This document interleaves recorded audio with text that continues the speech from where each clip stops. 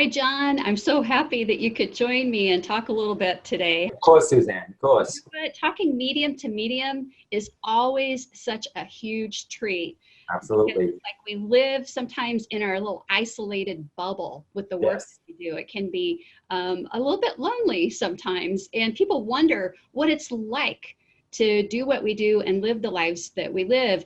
And you know, you're out there, you're known worldwide. You're a best-selling author and teacher, and you know, a spiritual leader. And Yeah. so I want to ask you, you know, do you have a personal life, and what kinds of things do you do to keep yourself in high vibration? I try to have, well, I've been doing this for 17 years. So the traveling, to different parts of the country, it can be a lot, but I have to start taking more of a personal life. So if you want a personal life, get a dog. So I have my little dog. And I have my dog friends and a lot of other people. I have my tribe, Suzanne, but you have to. I do take some downtime by myself or for myself, like this July and August, a little downtime in New England for myself. I decided not to travel, but I do have a personal life. I try to go to the gym, go to the beach, walk the dog. So yeah, but it's always a balancing act, spiritual, physical. But I always tell people too, Suzanne, you have to honor both sides of you, the physical part and the spiritual part. A gentleman once asked me once, well, why would I want to investigate or involve any time in my spiritual life? And I said, are you kidding me? You're a spiritual being and a physical being. To live a life only to live one side spiritually or physically, you live in a life half lived. So there is a balance. But yeah, so I do have a personal life. Not a lot, but enough. Well, that's great advice for anybody, not Yes, just mediums, because we all have absolutely. demands pulling on us. It seems like Sure. 24/7. And so, you know, what advice do you give people who say, I feel like I'm getting caught up in the politics on the news. I feel like things are bringing me down. I feel like, you know, there's more negative out there than positive. How do I keep myself uplifted and keep my vibration up? What are some easy things folks can do? Try to stay off social media for a little bit, for a little while, because where you hear a lot of words lately too. You hear the word soul a lot. You hear the word empath. I think that there's so much going on in our outside world, on the news, social media. Remember, years ago, all right, before all social media, we didn't see a lot that was going on around the world. Now it's in our face on the news or on browsers. Whether it's on the internet. You see it on Facebook. And I'm not putting technology down, but every once in a while, try to pull away from it. Go back to the inside, your soul. Yeah, go back to the your soul. And if you're feeling negative, because there's a lot of negativity out there. No, some people too, Suzanne, are telling me, what's this heavy feeling I'm feeling lately? There's a lot going on in the world politically. There's a lot of stuff going around the world also that's happening, and we see it all the time. Every once in a while, go back to yourself. And Anita Morjani taught me this actually too, though, okay? Lovely woman that she is. She's the one that passed over, Dying to Be Me is her book. She has you go back into your heart and feel the love that you have for yourself. Feel the love. That's who we really are. So pull back every once in a while, guys, and realize too, you got to ask yourself too, if you're feeling down, is this coming, not what's wrong with me, ask who is wrong with me, and just pull back every once in a while from social media. Feel the love in your heart, in your own soul. That's who you really are. That's what's really happening. And the outside world, it can influence you. So just pull back every once in a while into your soul and feel the love that you have and try to emanate that out. Because one person asked me, Suzanne, once, can one person really make a difference? Absolutely, absolutely. One kind act can create a ripple effect that reaches farther than you can ever imagine. So pull back every once in a while and feel the love and know your soul. That's really what it is. You know, that's great advice. And you talk about a ripple effect. Right. Science has been telling us that Mm-hmm. there is an energetic field from the heart that's even stronger than that comes from the brain. And so when we are feeling good and breathing and trying to be positive, that we plug into that field and we send that light out. How does that work?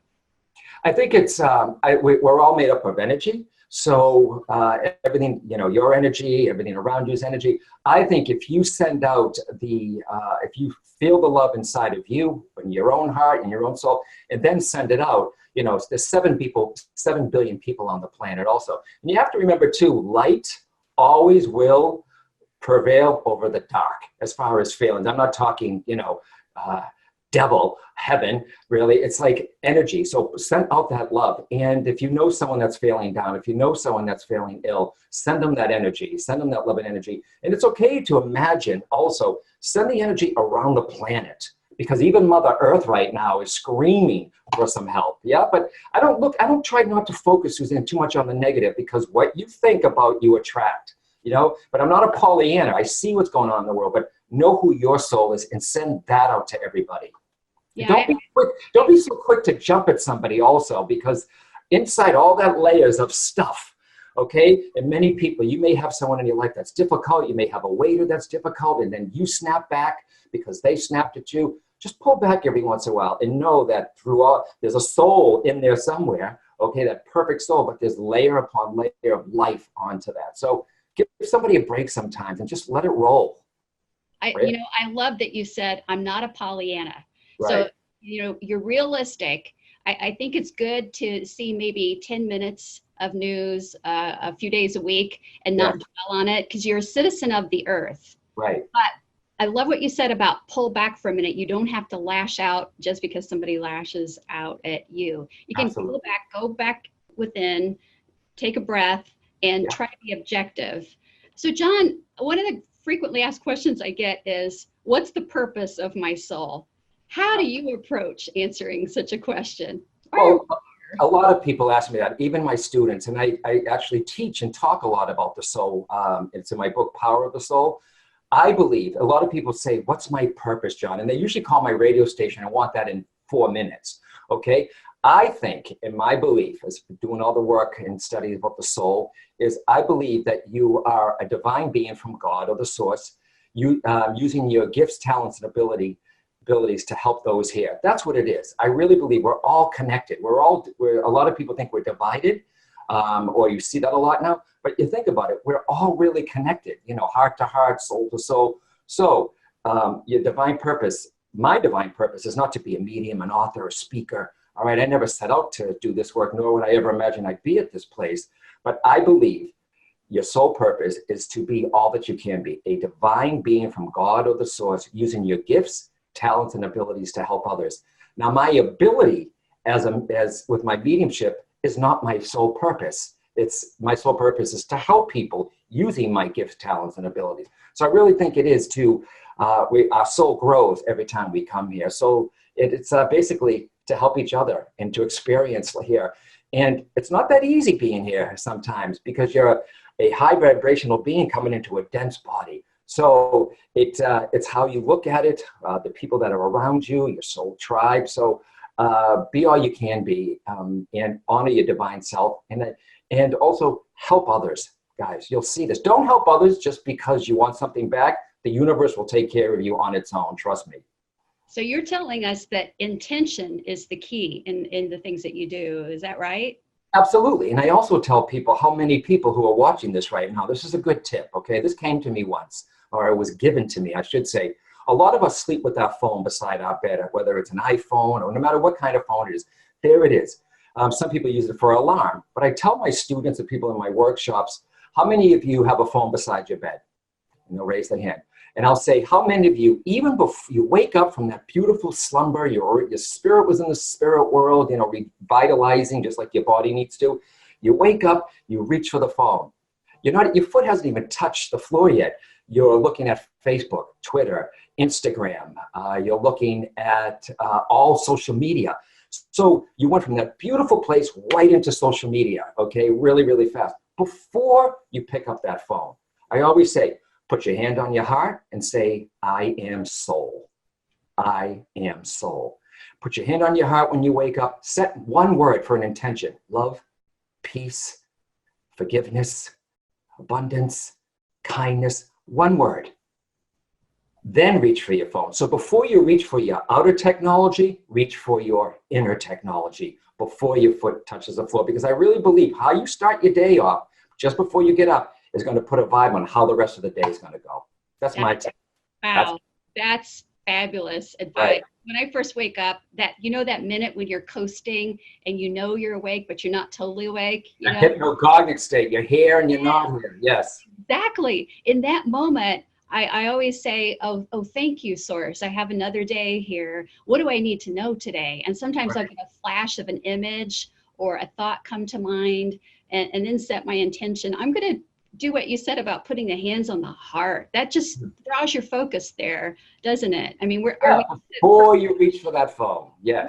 Right? So how do we create more compassion for ourselves and for others? What kinds of, do we have to change everything about ourselves to get more compassion into the world? Or a lot of people, Suzanne, they'll take a workshop thinking it makes them more spiritual. You're already a spirit. You're already spiritual. You're a spirit incarnate in the body. I think just one kind act, small act. If I'm going through a toll here in New England, I'll pay for the person behind me.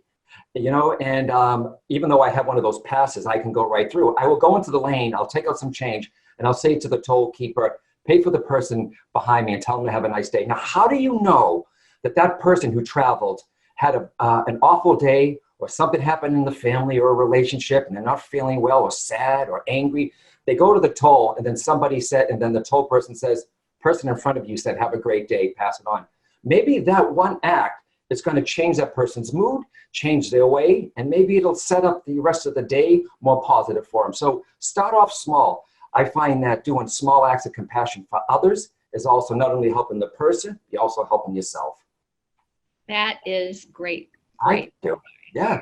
You're getting back to that. There's so many ways you can do it too, Suzanne. There was a woman at the post office once. I can tell I was new to the area. I could see the sadness on her face. I don't know this woman yet. I went out, I was food shopping. I bought one Gerber Daisy and just put it on her counter. And I said, I know you don't know me. I know this may seem weird, but I feel like you could use this. And I walked away. Who knows what one kind act can do? I think even a smile for someone could change someone. It really can. Well, I was recently getting ready to board a plane, and the plane was late. And you know how people push and they crowd around the gate, and there were 3 airline agents, working on the computer and at the gate, and people were giving them a hard time and making nasty comments to be overheard. So when I boarded the plane, I turned to them and I said, I want to thank all of you for everything you do for us to keep us safe. And one lady looked at me and she had these tears in her eyes and she said, God bless you. And I thought that was so easy. That cost me nothing. I want to turn to making our own direct connection with our beloved people and pets who are in spirit. I have to tell you, I am an honest to goodness top fan of yours. I've read every book you've ever written. I seriously have. You've autographed books for me before. And in every single book, you make a point to tell people you don't need a medium to do this. You can do it yourself. What are some quick and first steps to take to make your own direct connection that you recommend? Sure. A lot of people, they want, of course, sitting with a medium is going to be different than you doing it yourself. But I think the first, we have, like I said earlier, Suzanne, we have so much noise on the outside world. How can our intuition even talk to us or give us that small, still voice? How can those on the other side even not influence you, get close enough where you're actually picking up their emanations, their thoughts? There's so much noise. You got to get quiet. You have to make room in the mind for the spirit people. You really, really do. So 5-minute meditation. And I know people say, meditate, meditate, meditate. You've got to learn to quiet that mind because there's so much outside noise. And some people, when they start to meditate, if it's your first time, life in your mind will try to stop you. You'll start twitching. You'll start thinking, how many emails do I have? Did I leave the stove on? Is the dog coming in the door? It does get quieter. Okay, when you keep doing it, you'll learn to watch the thoughts come in and go out. So you know what's your thoughts. And we always teach our students, Susan, you know this too, sitting in the power. We always teach the students who are developing their mediumship psychability, know your soul first before you try to connect with somebody else. Get to know that own fire inside of you, that own power. And then there's a few techniques, and I teach this in Bridging Two Realms, my book that came out last year. Get real quiet. Find a room, if not a room, a certain space. Take out the happiest picture you have of somebody. Too many people, when they lose someone or to the other side, they remember how they looked before they pass. And that thought stays in their head. They're not like that anymore. Find the happiest picture you have of them, the one where their eyes are smiling. Eyes are the window to the soul. Find that picture. Put it in front of you, okay? Light a small candle. Light a small candle. A little votive candle, safely in the glass container or whatever. And just look at the flame. Look at those person's eyes. Try to just watch the thoughts come in and out. And ask them on the other side, step closer. This is what every medium does before we go on stage. We ask them, step closer, let me feel you. You may feel a breeze. You may feel a kiss. You may feel a touch on your shoulder. It's many ways. It may just be a thought. You may hear, love you. And the people, we're so good at talking ourselves out of it. Someone could feel a breeze. They'll look for the vent in the room and see if it's on. You'll feel a touch. You think somebody touched you in the physical world. Don't explain it away, everyone. If you feel you've had a connection from the other side, thank the people on the other side. And if you're not sure who it is, ask. Say, Dad, Mom, child, do that again. So get quiet, invite them in. Let them know that you welcome a sign or a feeling from them, because they take their cues from you, Susanne, from us. If they know on the other side that them getting close to us is going to upset us or make us emotional, they'll go to somebody else. They'll go to the other sister. They'll go to the other brother. They'll go to the mailman. There have been plenty of people who say, oh my God, I dreamt of your father last night or something, or your mother. Okay, let them know I'm open.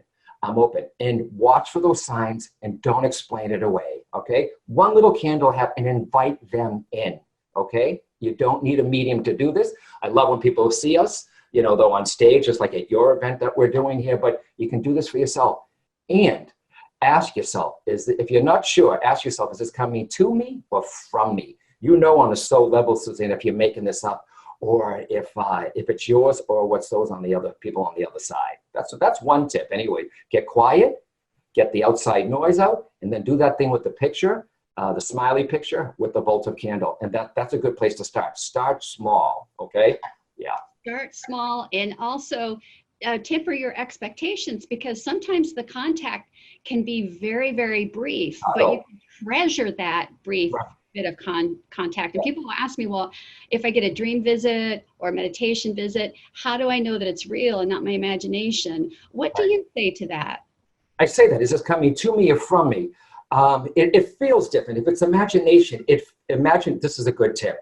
I teach this in my psychic development class. If somebody's getting an intuitive hit, they don't know if it's the imagination or if it's an intuitive thought or a spirit person. Imagination will come in and go away. It won't stay with you. The spirit people, your intuition, your soul will keep coming back, knocking on your door per se. Imagination will come and then leave. But the spirit people, your intuition will get louder and louder and louder until you realize, okay, this is not my imagination. Yeah. That's really good. It's simple. Yeah. And you've just laid out some really easy steps to follow. But I find sometimes that people don't have the follow through. They'll do it one time. You really have to stick with it to build up the trust. Right. And wherever you have your meditation room, like in my reading room, when I see clients when I can, I've been doing readings there for a while. If you keep doing spiritual work in the same room, the room gets powerful and you're easier to slip. So many times people can walk into my reading room and they're like, oh, what a good feeling here. It's because I've been in there. It's because the vibration has been there. So it will build and build and build. And if you're saying, well, I live in a small apartment, I don't have a room, how about a certain area of your house? There is definitely going to be a vibe that starts to build little by little. And remember, the signs that they give you from the other side, whether it's dreams or you have a feeling or an image or a word, they're very, very subtle. That's why we miss them. That's why you have to, we teach this in class too, mind focus, to notice the signs also. Too many people, Susanne, one woman said to me, why can't my mother show up in front of me?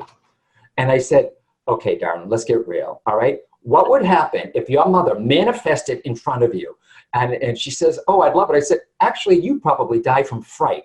Okay, it's very, very subtle. They're not going to scare you. It's going to be words, images, and after death communications. You know those little signs could be cardinals. A song pops in your head, your mother's name being called or mentioned on the radio. You were just thinking of her. You're thinking of your dad. You see the license plate with his name. But once again, we explain it away. And like my Boston accent, most likely people will say, "How weird, how weird." No, it's definitely a sign. Don't explain it away. Yeah. Well, I have to tell you, I think Bridging Two Realms it is my favorite book of all your books so far, because you keep giving tip after tip after tip for people.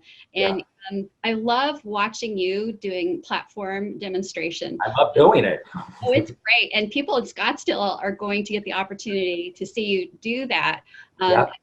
The Soul Summit Scottsdale, it's September 12th through 15th. Yeah. I'm really looking forward to that. But you are so funny on the stage. Well, look what we do for work, okay? And I'm just honored that you asked me that, and I'm glad that on September 12th that we opened it to the public, the mediumship demonstration. And I've seen a lot of people in Scottsdale, but I use humor. It's my personality, and I know losing a loved one is not meant to be humorous.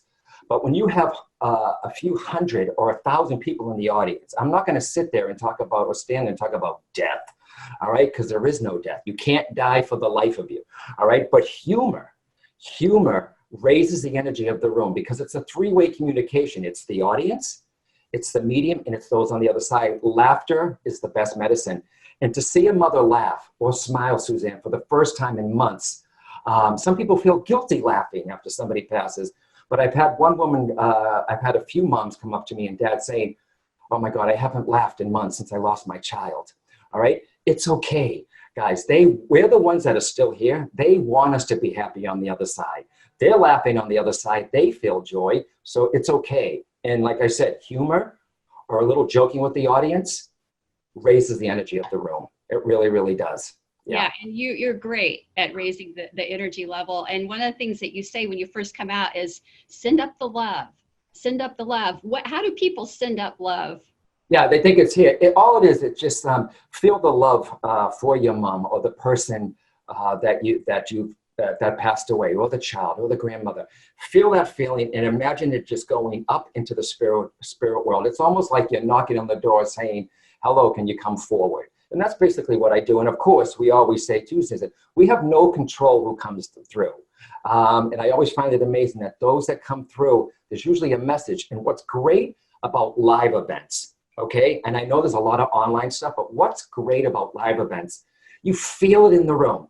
Like you got a lot of wonderful speakers there. I'm there for the 4 days. I'm on September 12th. When you see someone else get a message or for yourself, you can feel it. You feel the energy around the person. The audience begins to smile, or they'll have a tear in their eyes also because they're happy for the person. Different vibe when you're there live. You can experience it in person, but you feel it on a soul level. You get to ask the Q&A questions, and you see the process. And what I love about being with the audience is one reading can affect the other, and sometimes it's all connected. How you have a plumber who was over here, a woman who lost her dad who's a plumber, but yet there's another plumber here who's doing a plumber now. And the spirit that passed who was the plumber is going to actually maybe help somebody else come through using another plumbing technique. I love using the whole audience when I demonstrate because it's a group vibe. And to experience it, it's amazing. It really, really is. I mean, I love doing it on stage as much, but I feel that when the energy goes through me, but it goes from me to the other side to you and vice versa. I need that audience also, because if there was an empty audience, who would come through? Nobody. See? Yeah. It is a wonderful feeling to be in that room with everyone there, and it's electrical. Absolutely. Really, really good. So yeah, we definitely had to open that Thursday night, September 12th, to the public because there's so many people. Maybe they can't come for the whole weekend. And in fact, we just introduced day passes for people that want to just come for a day. They want to see some of our colleagues that will be there. Howard Martin from Heart Math, Suzanne Giesman, Messenger of Hope. George Noory, and you have a thing on Saturday night where George Noory is actually going to kick off the dinner where you are our keynote for the event. Can you tell us right? what you expected that? Yeah, during the dinner, and George Noory, and there's going to be there's a lot of presenters and the Q&A and dinner. But I'm going to talk about the soul. I'm going to talk about the way your soul tries to get your attention, the 4 ways, how we explain it away, the psychological slavery, how we talk ourselves out of it. The soul brings to you different opportunities. We don't even know it though sometimes because we keep thinking it's a coincidence, but it isn't, guys. It's synchronistic of how things happen. So it's going to be a great talk. And look at George Noory hosting. George Noory from coast to coast. Are you kidding me? Look what he's done for spirituality, and he is amazing. And I'm looking forward to. I love it. Called the Soul Summit in Scottsdale, Arizona. So I am so looking forward to it. And the Thursday. And what I love is I'm there the whole weekend. I will be in the audience, also watching the other speakers. I don't just come hide in my room and do my thing. I take it in also. I take it in because I'm still learning. And it's going to be. I have to tell you, I don't get nervous, going out doing platform demonstration to give messages. I don't get nervous. I may get a little nervous because you're going to be in the audience when I do that Friday. Oh, stop it. Please. Please. You never know what's going to happen, do you? Okay. No, you never know. So listen, I want to thank you for your time, and we're all so thrilled that you're coming for this Soul Summit. It really is going to be a soulful event. Are there any last bit of advice or anything that you would like the people watching this to know, to leave us with? Well, we're in the summer right now also, and a lot of people are going on vacations. A lot of people need a vacation from their vacation. All right. So if you have a time whether it's a weekend, 2 days, take a soul break for yourself. Take a soul vacation. What does that mean? It means not the partying part. Okay. That's all well and good. We've all done that and continue to do that, but take a soul break. And a soul break means for you, whether it's a day or a weekend, maybe is there a retreat center? Is there some woods or forest you can walk in? Time for your soul. We give so much to the physical world. Take a soul break this weekend, whether it's if you can do a week somewhere, if by a lake. Remember, there's vacations and then there's soul vacations. Because soul is energy, infuse your soul. Take a soul break this summer. A day, a weekend, 5 days. Beautiful. That's good. That's good. Yeah. And you can find out more at soulsummitscottsdale.org, soulsummitscottsdale.com. Just remember Soul Summit. And it really is a high vibrational event, lots of messages from spirit. We also have an intuitive lane if you want to make an appointment for a one-on-one with one of our intuitives and healing professionals that will be there. But the bottom line is exactly what John said. It's being with like-minded people in that big ball of love. And a lot of people too, Suzanne, a lot of people come to these things. A lot of people, they may, whether they live in Arizona or they fly in here, a lot of people are going by themselves or they're thinking going by themselves, and they may be nervous. I don't know. Trust it. If you keep going back to this summit saying, oh God, that really resonates with me, that's your soul trying to get your attention. Trust me on this one, okay? We are like-minded people there. It's, who knows? And every time I do an event like this, especially something like the Soul Summit, you're going to walk away with new friends. You really, really will. So if you think you're going to be by yourself, no, you won't, because you're going to meet so many like-minded people. And you never know. I've seen people get married at these things too, though, meeting partners also. So you're going to meet your soul family at the Soul Summit. Well, you have us and then each other. Yeah. Beautiful. And we just started a Facebook group, so you can actually, after you register, start to get to know people online if you're on Facebook. John Holland, thank you so much. Big hugs to you. Susanne Wilson, thank you so much.